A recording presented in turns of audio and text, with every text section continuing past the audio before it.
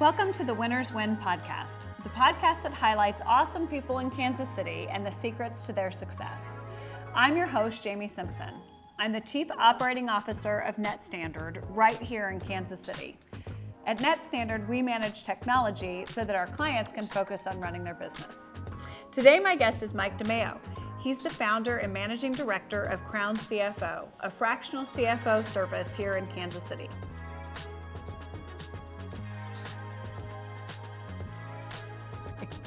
Hi, Mike. Thanks for joining us today. Thanks, Jamie. I appreciate being here. I appreciate you coming through the rainstorm to get here today. It rained right on time. Quite a treacherous journey. Yeah. It was a treacherous journey. That's right. Well, what we like to talk about on the Winners Win podcast is I just want to get to know you a little bit better and talk about your journey. But I want to start with a question about your past. Yeah. So, what was your most memorable early win? Whether it's personal or professional or whatever comes to mind, but what's an early winning memory for you? Good question. I grew up loving music and a guitar player, and I didn't know that. I was in a band in high school and college, and it really helped me later in life too. But I think organizing the band, going out and hustling to get gigs, and doing the marketing, which would be flyers and whatnot, and getting up on stage, and I mean, to be able to pull a band together and get up on stage and play and get paid for it, was a big win, back in the day, and some good spending money in college too. Yeah. But it really taught me probably some great business lessons of just getting out there and doing it and proving to myself I could do it. And so certainly that's a big win that comes to mind.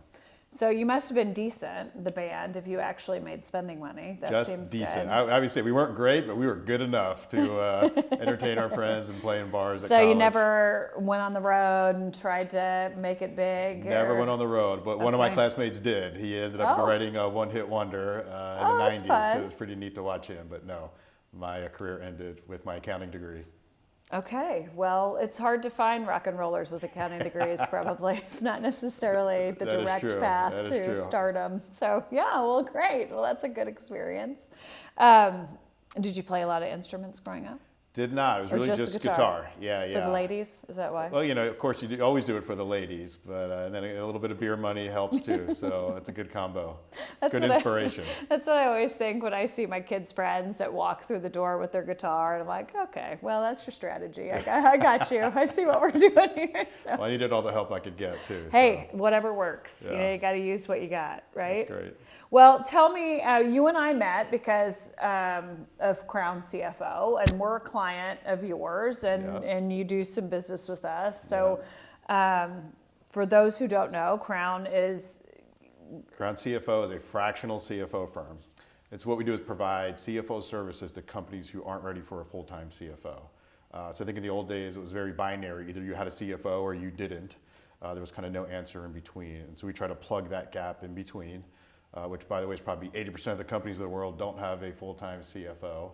And so what we do is hire great CFOs within our firm and pair them up with great companies like NetStandard and work with companies who only need a CFO maybe a day a week, but could really use the benefit of an experienced CFO.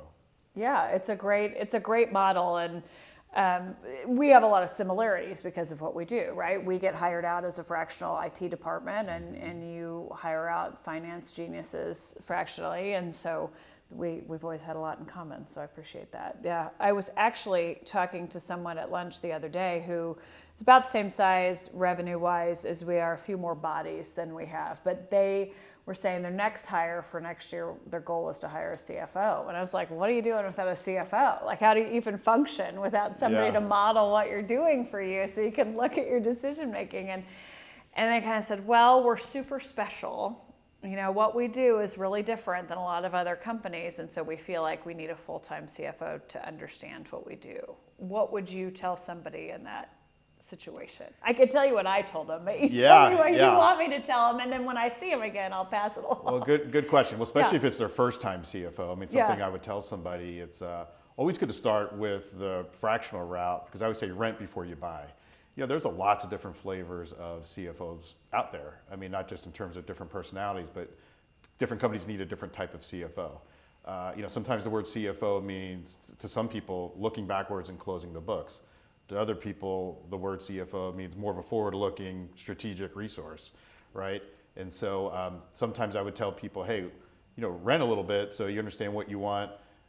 That person, maybe a fractional CFO, can help you understand really what your business needs, help you design that job description, and then go out and find that perfect person, help you find that perfect person. Or, hey, maybe you really don't need a full-time CFO.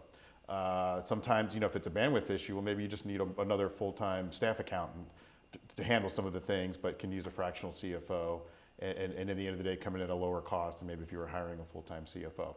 I mean, anytime you're hiring anybody, it's an investment in your company, right? Sure. And certainly the higher you up the chain, the bigger of a risk and investment you're making in that company. So even starting with the fractional route helps you just understand and capitalize on that investment more wisely than you would if you were just hiring for the first time, hiring your first CFO.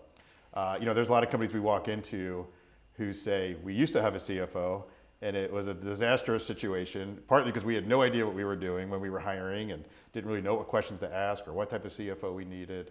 And after they've made that mistake, they have a little more clarity. But working with a fractional CFO first can help provide that clarity.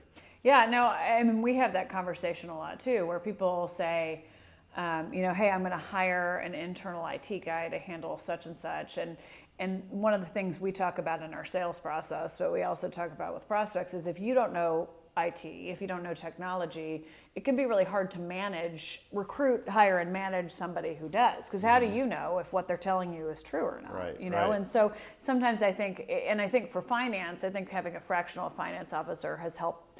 It certainly helps Net Standard in the sense that it sets sort of a tone for, okay, hey, here's what our controller does, and here's what a finance officer does, and here's the roles and responsibilities and how they differ. If we did get to the point where we wanted to hire, I feel like you're right. We'd know better. Hey, this is what I expect out of this role. This is what it's going to look like. This is how we manage and oversee it. And I think you'd have a better idea of that after the fact. So. Absolutely. And even using the IT world, I would say, hiring that full-time person, you're not going to get a person who knows everything, knows databases, knows hardware, knows software. What's great about using a firm is that there's different levels of expertise within the firm, and you can utilize different resources. And it's the same within our firm. I mean, not every CFO knows everything.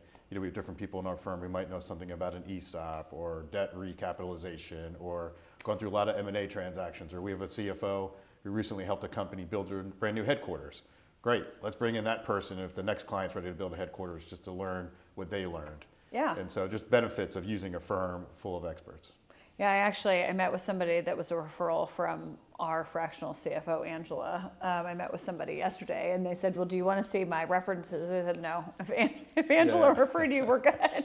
So I do. I think it helps because they have, Angela has such a wide perspective, and then you've got your team behind her. So then if there is something that she may not have done before, but somebody on her team has, you have that ability to leverage it, which is really great. Additional resources. I could talk about how great Angela is all day, which would really embarrass her, so we don't have to do that.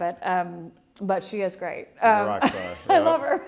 But so tell me about, I assume, and I think I know because we've talked about this before, you came out of a more traditional CFO role before you started Crown CFO. So what was it about?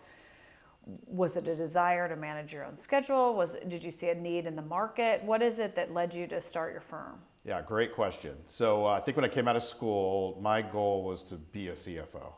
And so I kind of worked my way up through the private company world and did achieve that goal. When I was 35 years old, became a CFO for the first time. Did that for a few years, was with a media company. Then I left there and became CFO of a company that sold recycled tires and recycled railroad cross ties. And we would shred them up and sell them as fuel to Fortune 500 companies.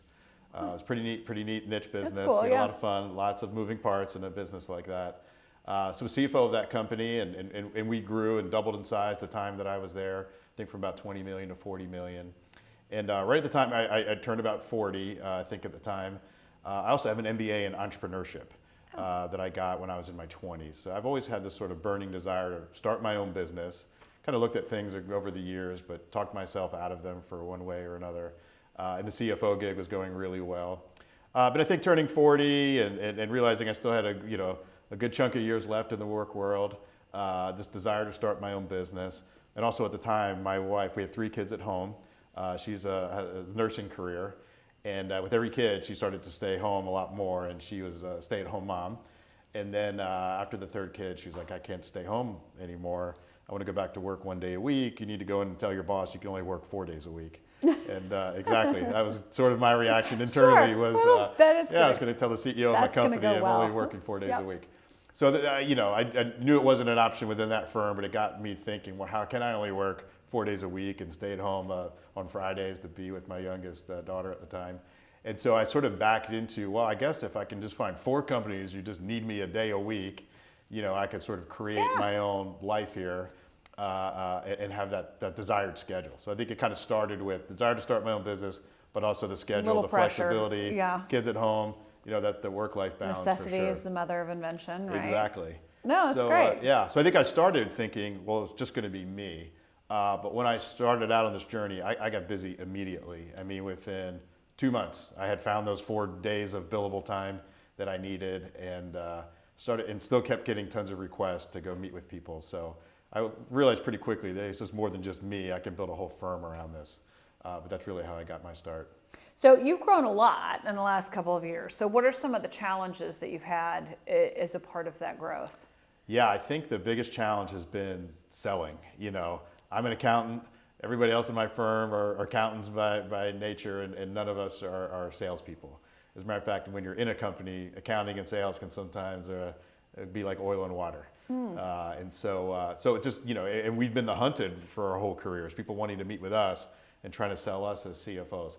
So to have those tables flipped was certainly the biggest challenge. I mean, I think anybody getting into consulting thinks, yeah, I have these superpowers. I can certainly consult with other people and tell them what I know. They really underestimate how hard it is to land those clients and find those clients and really sell those clients. So that was certainly the biggest challenge in the beginning. And we've worked a lot to sort of look at our sales process and refine our sales process and continually be looking for it. And, and not just saying yes to everybody, and starting to realize over time, okay, who's the right fit for us and where can we really hit home runs? And we've hired a fractional sales coach, because that's just, again, I'd rather learn from an expert than me just through trial and error, try to figure it out. So he's been great. I think in our industry, we do have a lot of great sales processes, and that's one of the biggest fears when people join is, how am I going to find my clients? How's this going to work? None of us have any sales experience before coming to the firm. So that's just one of our strengths we have developed into now, is kind of being sort of that sales machine as people join the firm.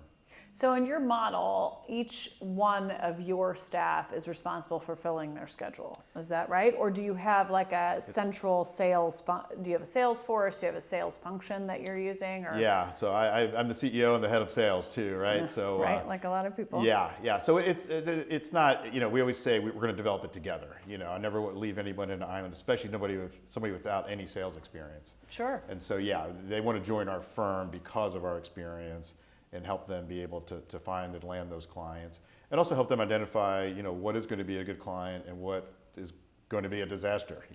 We can kind of tell up front, some engagements are going to be a disaster, and maybe that's not the right fit for us, or it's just not the right size for us, or it's not the right industry for us. So be able to coach people and help them land those gigs, but also help them define, what's really going to work for them, so they can be happy at the end of the day. We want a happy client and a happy consultant and all that, and those things too. So all that goes into our sales process. So we help every consultant coming in to help find those clients. How do you control your brand? So in terms of, every CFO is sort of running those clients a certain way. What quality control or layer is it really largely in recruitment? Is it in client feedback? How do you control sort of what their experience is with you as Crown CFO? Yeah, I think that is a great question, and I think you have to sort of think of the brand in everything you do, right? Right. And maybe not the brand, but maybe our core values, which then our brand comes out of that. But it starts with recruitment. I mean, I try to hire just A players, and be very selective, and it actually probably slows my growth a little bit, but I'd rather grow the right way with the right brand in mind than just to hire a whole bunch of people and stick them out there. So it starts with recruitment, it starts with client selection, And, I would say you can hire an A player, but you need to put them in the right situations for them to be an A player. If I hire an A player but put them in a different situation, they're no longer an A player. And so it's being very deliberate about, who we're going to bring on as a client and putting them in the right seat. I say, we could take Patrick Mahomes out to the bowling alley. He's probably pretty good, but he's not going to be Patrick Mahomes in the bowling alley like he is on the football field.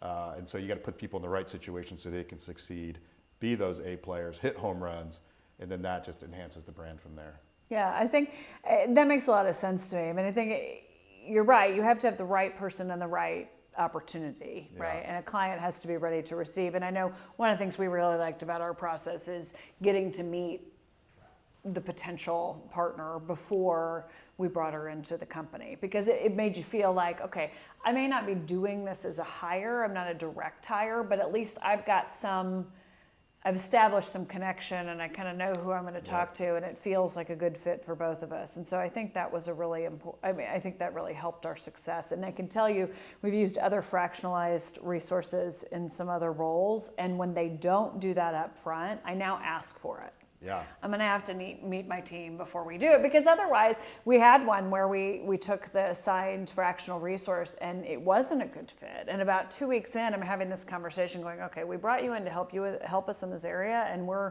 I feel like we're worse off. So we got a level set here. We've got a problem. And so we ended up switching out people. But that is something that I've taken from the way you all do things, is that I really feel like as a consumer, I want to at least meet who I'm talking to before we start laying out our books and saying, okay, here's our finances, here's our last 5 years of really confidential finance data. Here you go. Take a look and let me know what you think. Yeah, so, I'm glad you say that. It's very important really to us like to have that sort of face-to-face meeting.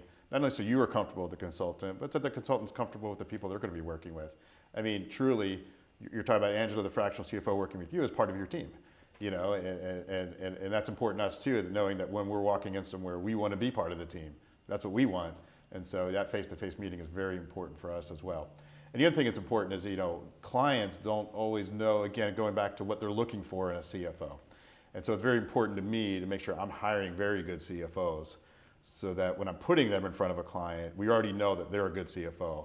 Now let's make sure the personalities match and goals match and all that sort of thing. Yeah, I'll 100% beef with you over Angela. I mean, if we're going to talk about who she is, I consider very much a part of my team. Yeah. So I know she's technically not, but I really do. I just think of her as one of the rest of our group. So it works that's out great. really well. That's important to us too. So that's great. It works out great for us. So what about growth? So you've talked a little bit about growth, and then you and I have talked about sales, and you mentioned it a little bit previously. But do you have a vision for where you want Crown to be in 3 years, or are you kind of just happy organically pacing it the way it works? Yeah, great question. So, there's zero pressure to grow. So if it happens organically, that's great. I think what we're looking at is, in Kansas City, we have a very robust fractional CFO market, probably one of the bigger ones in the country.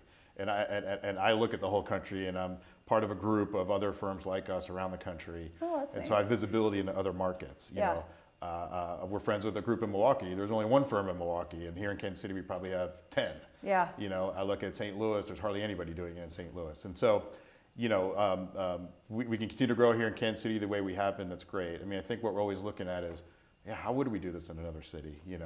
What happens when Mike DeMaio is not there in St. Louis or Denver or Austin or Dallas, whatever it is? So how do you going back to the brand, how do you maintain the brand in those other cities, or make the brand relevant in those cities? And that's just something we're continuously looking at and trying to develop or think about. What would that look like? What can we do today to make sure we're increasing our probability of success when we're ready to do that? Yeah, I think it's tough. When you're in a business that, and really all of our businesses are like this, but they focus very much on the performance in processes used by individuals that are performing that work. You've got to have something. You can't necessarily, I always say, I can't replicate Mike. I can't put Mike DeMaio in another city. So I've either got to have a process, or I've got to understand what that personality profile looks like, or I've got to figure out how to replicate it over and over, because I can't just carbon copy people and put them in those roles. So. Yeah, so we spend a lot of time on processes, Yeah, everything from people is not recruitment process. to sales to onboarding, that sort of thing.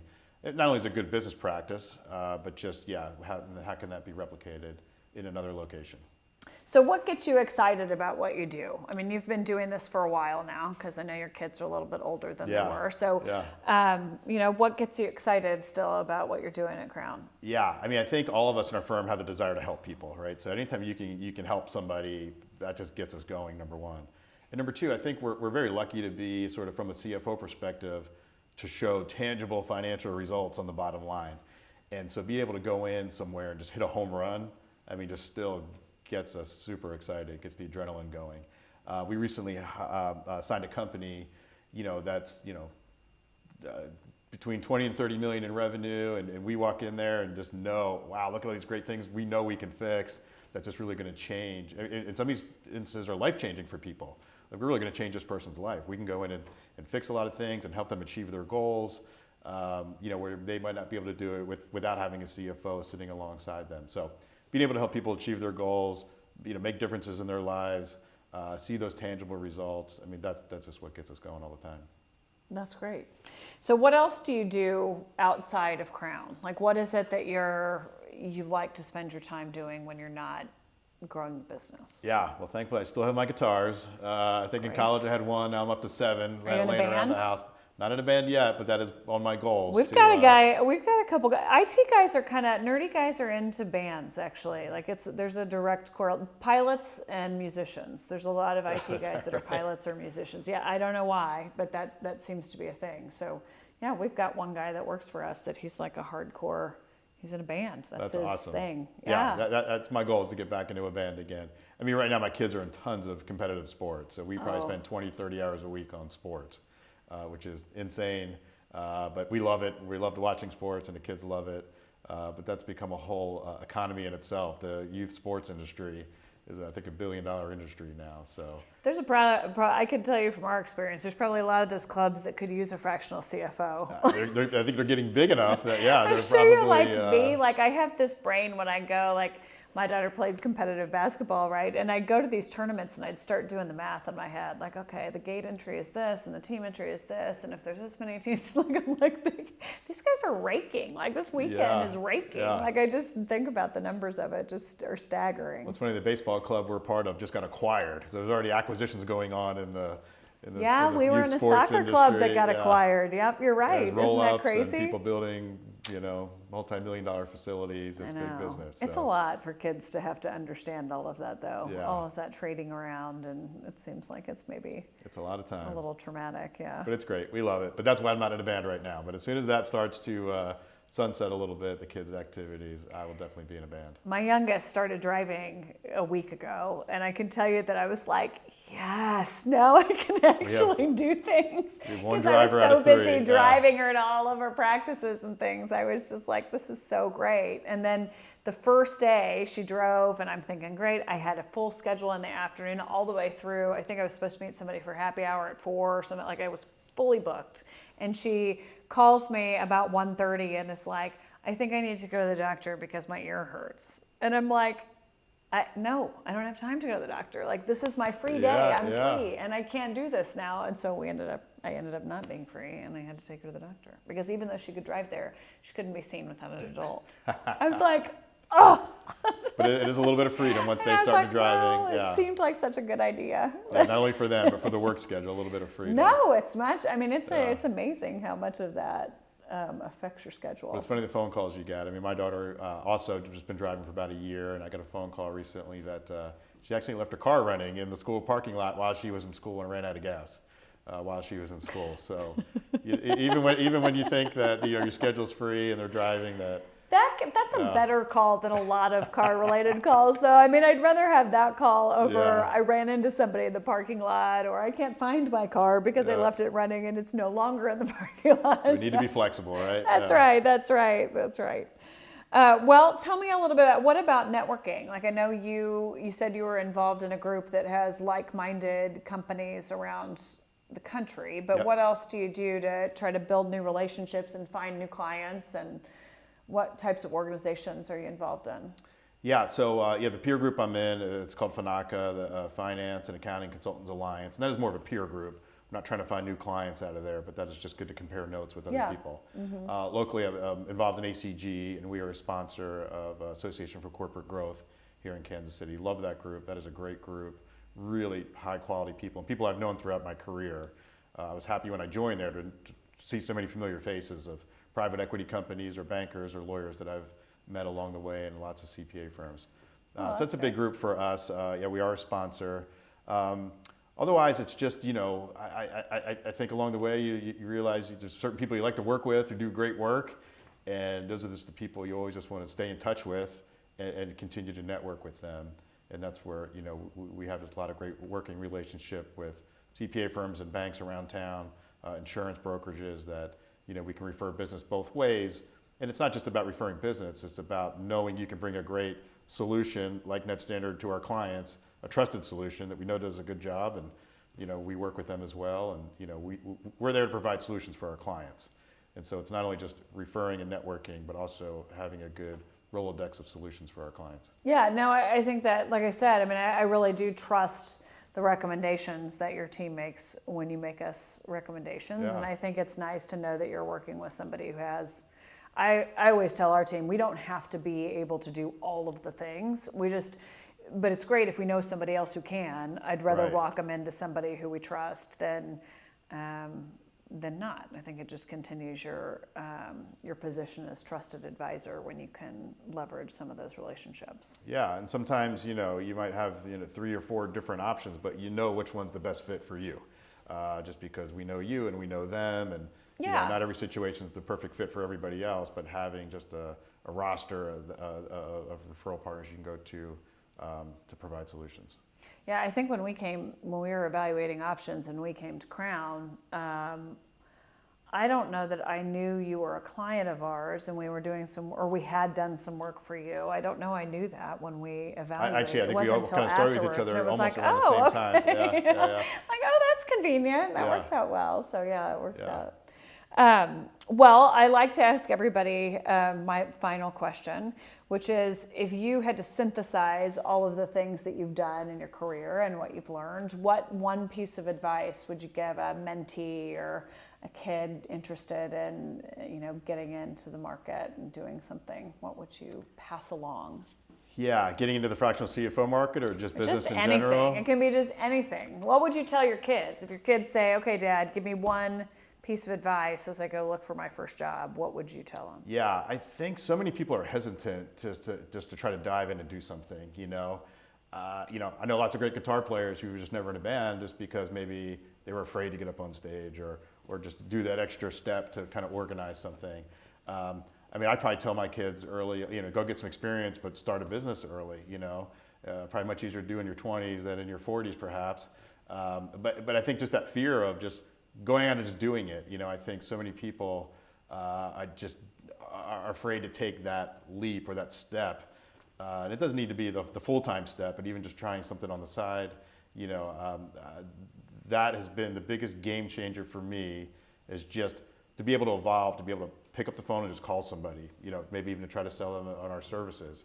That's something I never would have done 10 or 20 years ago, just to be able to do something like that. So I think just encouraging people just to, just try it, just do it. That old Nike slogan, just do it. Just get out there and try it, write a business plan, whatever it is. Don't just keep saying you're going to do it. Just go ahead and do it.